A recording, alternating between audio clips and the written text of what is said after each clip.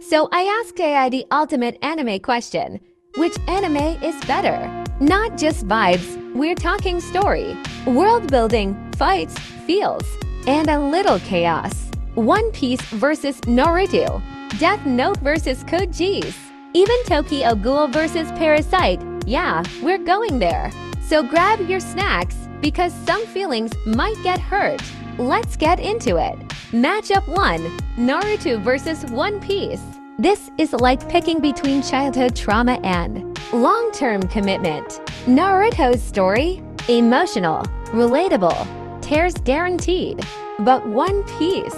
That story never ends, and somehow it just keeps getting better.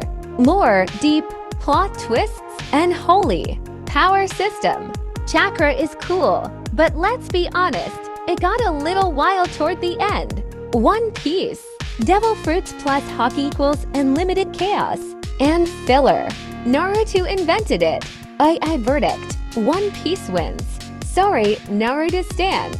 Luffy just Gear 5'd his way past the competition. Matchup 2. Solo leveling versus Hunter x Hunter. Solo leveling is that smooth, shiny power fantasy. One guy, overpowered, kills monsters. Looks cool. Easy. Hunter x Hunter. That anime said, what if trauma, philosophy, and a clown made you rethink your life? Power systems. Jinwoo's shadows cool? None. Scary smart. It's like if chess had superpowers. Characters. Gon is adorable until he's not. Killua, peak. Solo leveling's cast. Well, they exist. And let's be honest, solo leveling tried to pull a Chimera and Arc. But Hunter x Hunter did it first, and better. Way better. Solo leveling gave us boss fights. HXH gave us a war, emotional damage, and one of the coldest villains ever. I verdict. Hunter x Hunter wins. Because sometimes you want existential pain with your anime. Matchup 3. Windbreaker versus Tokyo Revengers. Tokyo Revengers is pure chaos, time travel, street gangs, emotional trauma, and Takemichi crying like it's his full-time job, sometimes twice in one episode. It's intense, sure, but also messy, real messy. Like how many timelines are we in again? Messy. Windbreaker. No time loops, no paradoxes, just clean morals, dirty fists, and street justice. The animation hits, the fights hit harder, and the drama. Sharp and clean. No one's rewriting history to save the same person again.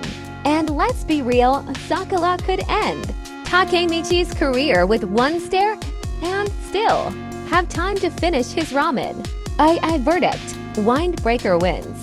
Sometimes less plot holes and more punch equals better anime. Matchup 4.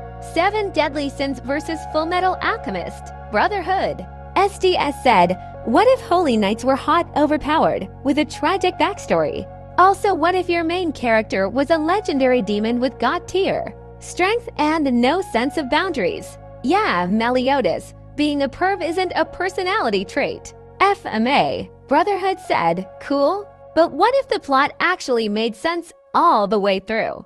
Without unnecessary boob grabs? SDS Season 1, fire. Season 3, no comment.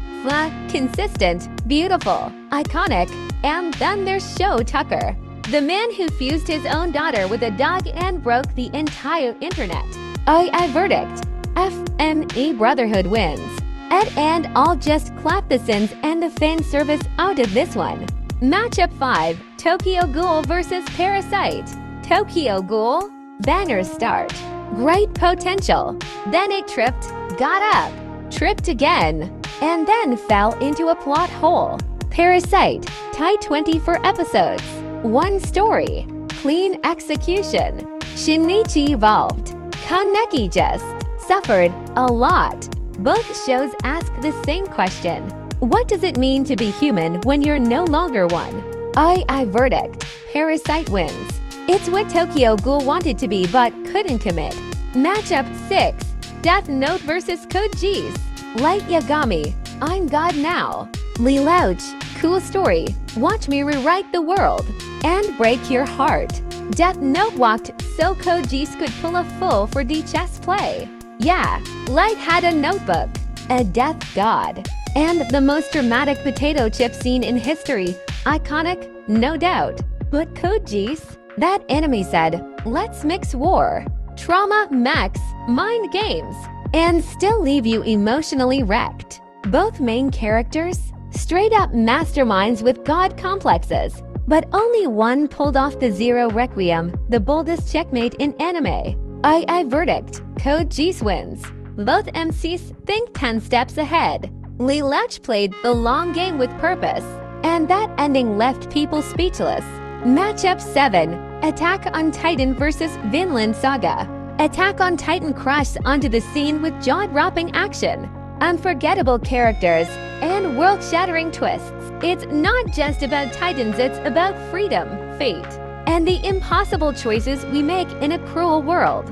Vinland Saga, though less explosive, cuts just as deep. It starts with revenge, drenched in blood and fire, but then it softens. Not in weakness but in strength. It shifts from taking life to preserving it. Eren fights the world, burdened by destiny. He screams at the world to be free. Thorfinn lays down his sword, burdened by guilt. He whispers to himself that he doesn't want to hurt anymore. And somehow, that whisper hits harder than any Titan roar. Both suffer, both change, but only one chooses peace in a world that glorifies war. I verdict, Vinland Saga wins. Less explosions, more emotional damage, and sometimes that's enough. Matchup 8, Fireforce vs Blue Exorcist. Fireforce came in with flames, literal flames, exploding churches, conspiracies, smiley devils. It's wild. Blue Exorcist, you got a demon boy with daddy issues, classic. But Blue Exorcist peaked too early?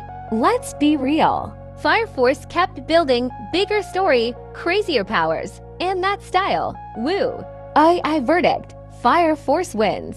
When the fire animation alone cooks your entire show. Yeah, it's a wrap. So there you have it to 8 matchups, 16 anime. Some wins were clean, others a little controversial. Agree, disagree? Wanna throw hands over the Naruto vs One Piece decision? Drop your take in the comments below. Should I do a part 2? Drop your favorite anime in the comments and let's make it happen. I'm ready to stir more chaos. Until next time, don't forget to like, subscribe and turn on notifications. See you in the next video.